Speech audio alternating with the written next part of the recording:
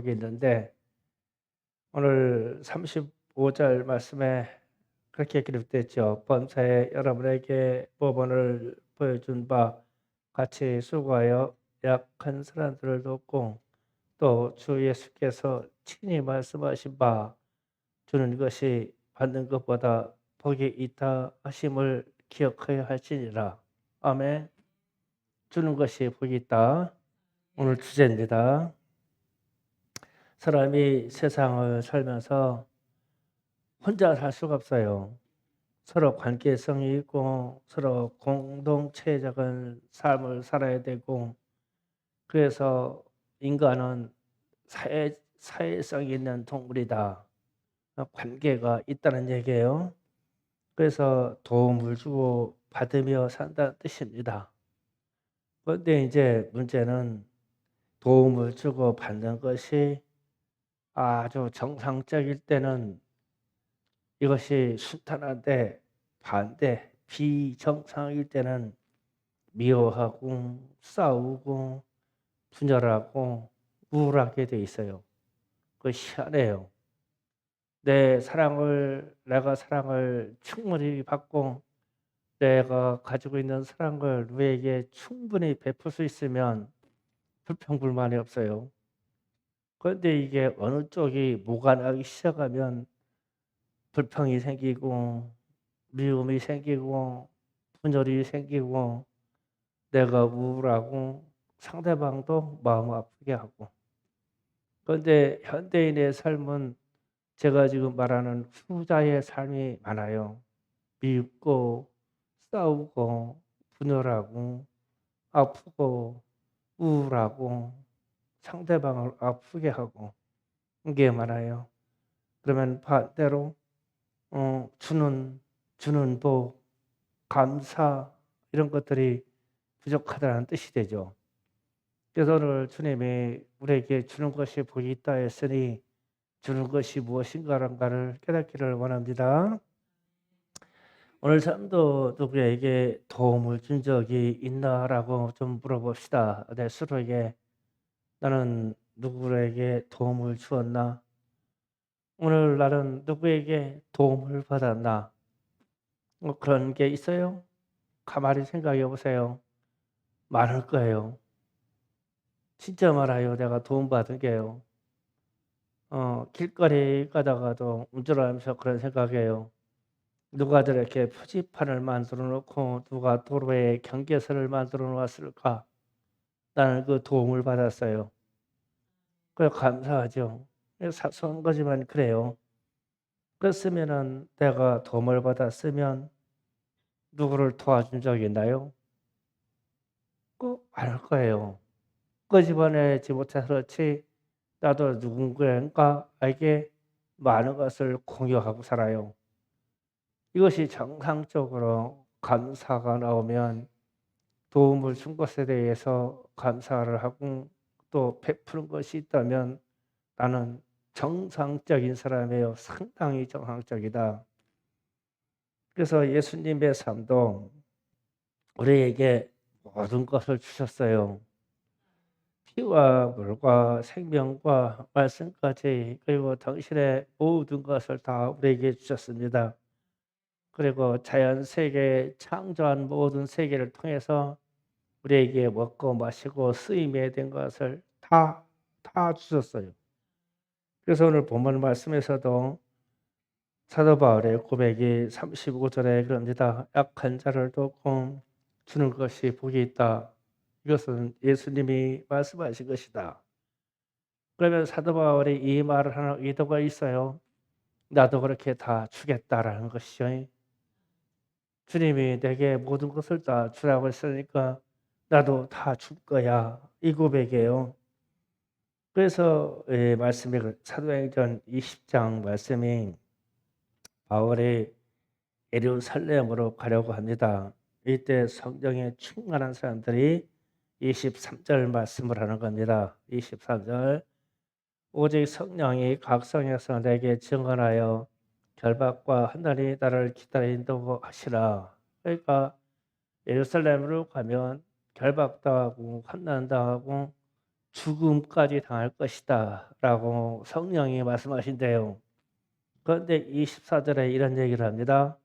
내가 달려갈 길과 주 예수께 받은 사명 곧 하나님의 은혜의 복음을 증언하는 일에 마치려 하면은 나의 생명조차 조금 더 귀한 것으로 여기지 아니하노라. 그러니까 무슨 말이에요? 나도 내 생명까지 다 주겠다. 어마어마한 얘기예요. 그래서 자기는 예수로부터 그렇게 사명받았대요. 내 생명까지 이 세상에 사랑하는 자들을 위해서 다 주라고. 그렇게 받았대요. 그래서 약한 자를 돕고 주는 자가 복이 있다고 예수님이 말씀하신 것을 분명히 기억한대요. 그래서 자기는 모든 것을 다 주겠대요.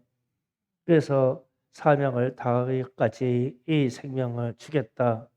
생명까지 주겠다. 그래서 주는 자가 복이 있다고 말하는 거예요. 예수님도 그렇게 하셨고 나도 그렇게 할 것이며 너희도 그렇게 하라는 거죠. 그래서 우리는 어떤 때 이런 게 있어요. 사람들이 나는 받지도 않고 주지도 않는다는 사람이 있죠.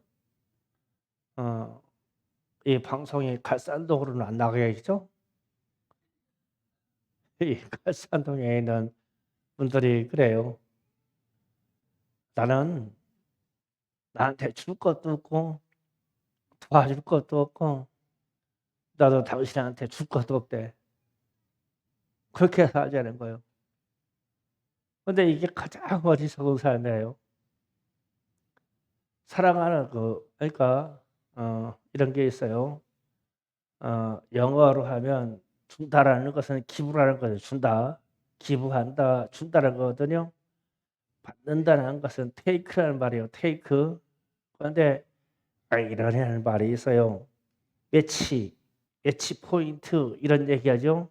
매치 포인트 이렇게 할 때 이게 매치라는 말은 원래 이게 이 싸울 때 격투할 때 얘기하는데 이게요. 싸움할 때 이거예요. 나는 최대한 맞지 않고 나도 상대방을 때리지 않으면 승부가 안 나요. 그렇잖아요. 때리지도 않고 맞지도 않고. 그런데 인생을 이럴 수는 없죠.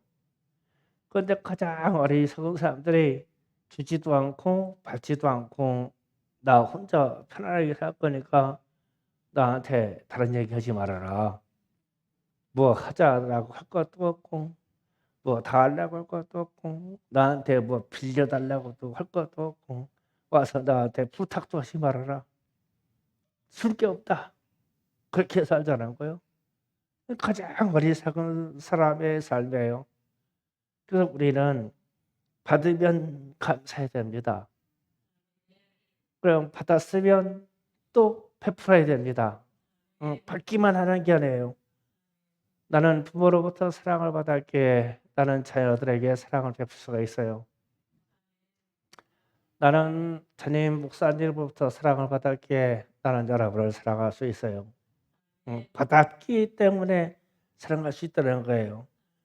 그래서 어떤 사람이 자신에게 적용하는 표를 만들었대요. 하루에 10번 감사하고 하루에 10번 베풀자. 그랬대요. 그러나 이것을 철저히 지키려고 그랬대요. 그랬더니 인생이 얼마나 즐겁고 유익한지 모르겠다. 어떤 분이 그런 고백을 했더라고요. 그래서 많이 받겠대요. 그 많이 받아서 10번 이상 감사하겠대요.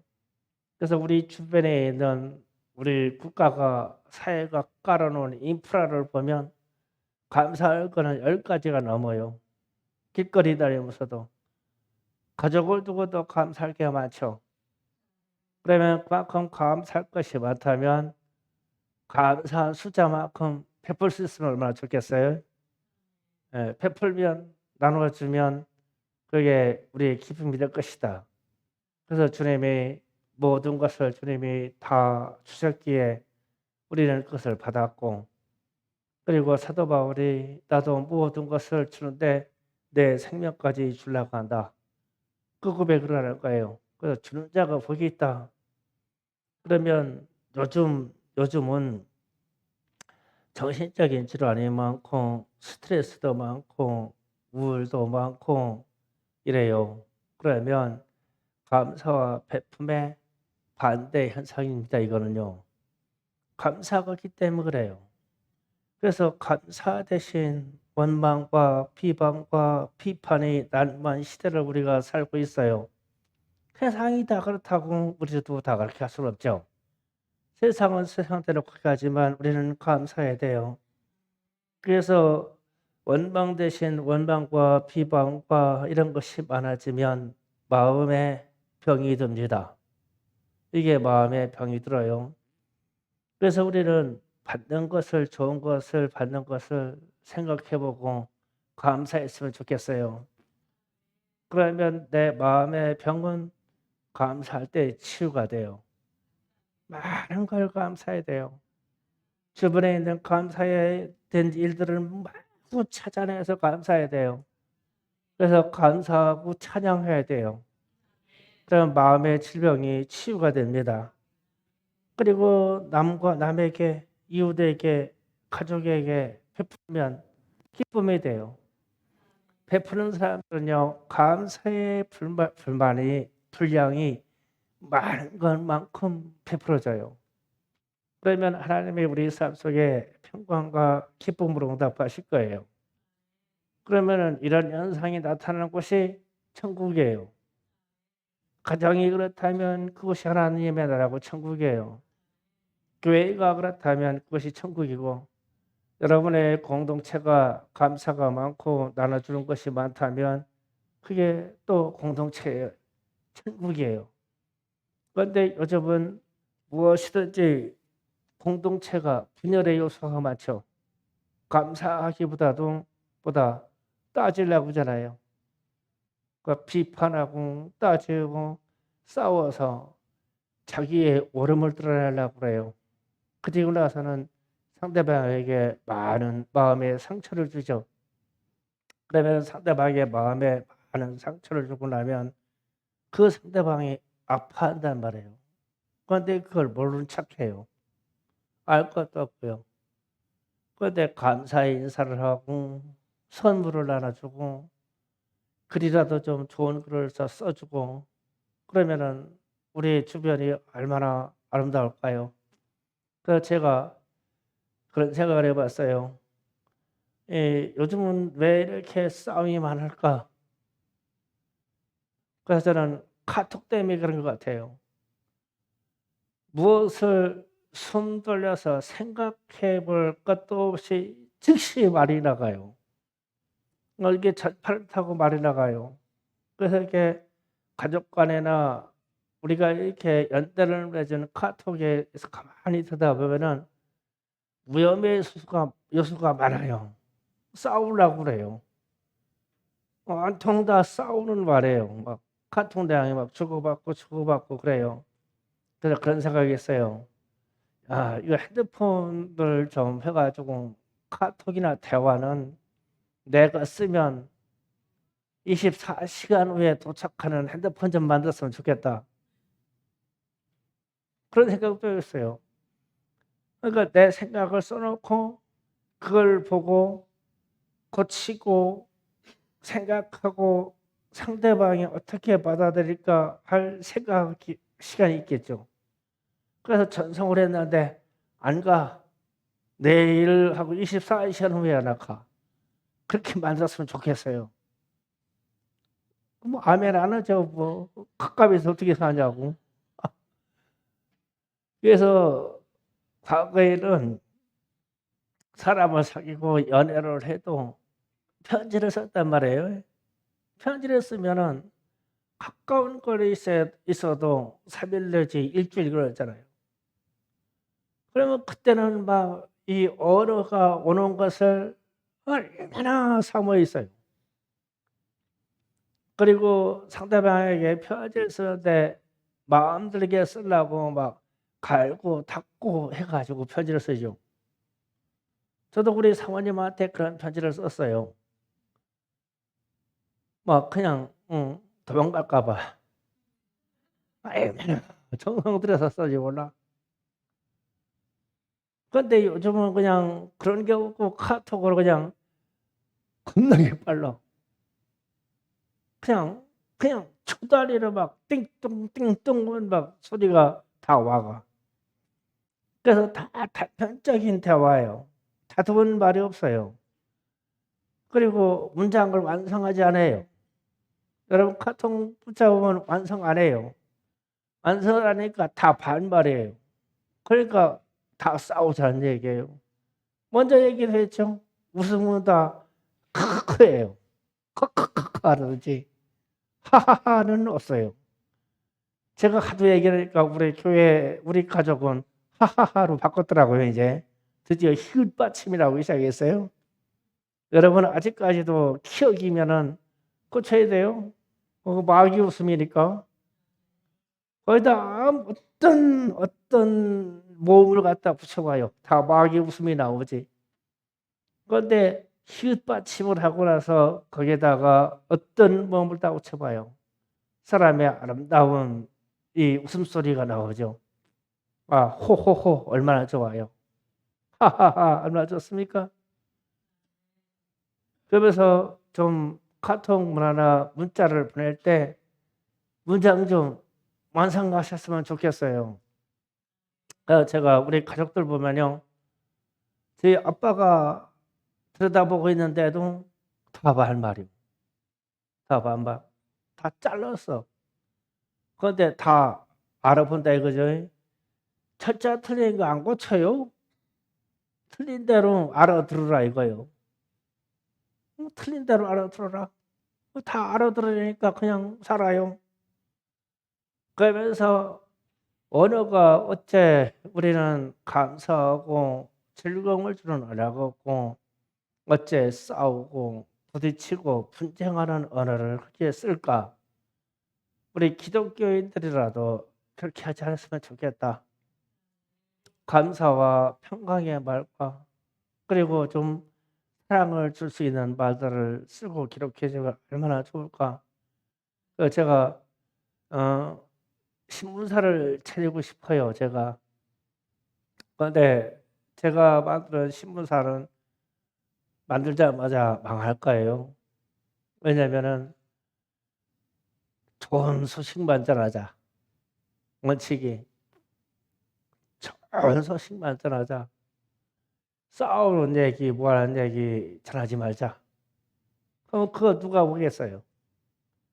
오늘 국회에서 난리 났었죠. 교섭단체장 연설이 있어서 어제는 이재명 대표가 하고 오늘은 김기현 대표가 하는데 뭐 국회의원들끼리 맨날 싸우는 일이죠. 막 고성 지르고 막 반말하고 막 상대방 연설을 할 때 막 못 듣게 하려고 막 괴상신을 부르죠. 그런데 거기에 국회에 참관한다고 시골에서 초등학교 50명이 참관하러 와서 앉아 있었잖아요. 애들이 뭐 보고 갔을까? 국회의원들은 욕하고 싸우는 거예요. 그거 보고 갔을 거 아니에요. 그 좀 경칭을 쓰고 상대방의 말을 좀 들어주고 얼마나 좋아요. 그리고 또 반론할 기회가 있잖아요. 그런데 국회에서도 그래요. 그러다 아이들이 국회의원을 꿈을 갖고 시골에서 아이들이 와가지고 국회 참관인으로 가서 그 자리에 앉아 있다가 선생님들이 다 부끄러워가지고 애들을 데리고 나왔다는데 뭐를 배웠을까? 그래서 우리는 감사와 베품에 대한 거에 대해서 우리 주님이 다 주셨고 사도 바울도 그렇게 배우기에 다 주려고 그럴 때 이 감사라고 하는 이 단어 좀 우리 생활 속에 많이 나오게 하자. 제가 어떤 간증을 하나 하고 기도하는 시간을 가질게요. 어떤 목사님이 교회 이름을 지었는데 주 감사교회라고 이름을 지었어요. 그러니까 내용은 주님께 감사하자 이 얘기를 짧게 해서 주감사교회 이래서 했는데 이유가 있다는 거예요. 여기에 이분이 젊었을 때 전기 회사에 일을 잠깐 다닌가 봐요. 20대에. 그래서 첫 출근해서 취업해서 첫 출근해 가지고 현장에 갔는데 고압전기 전선이 추락하면서 자기와 더불어 10명이 있는 땅에 떨어졌대요. 고압전기가. 땅에 떨어졌는데 이 전기가 떨어져서 땅을 치는 순간 10명이 공중에다 튀어가지고 막 튕겨져 나갔다고 그래요. 그러니까 전기가 얼마나 세면 땅을 치는 순간 그 전기 용량 때문에 사람들이 막 2m, 3m 떠가지고 막 튕겨나갑니다. 튕겨나가가지고 병원에 실려가는 거예요. 이게 아주 대형 사고입니다.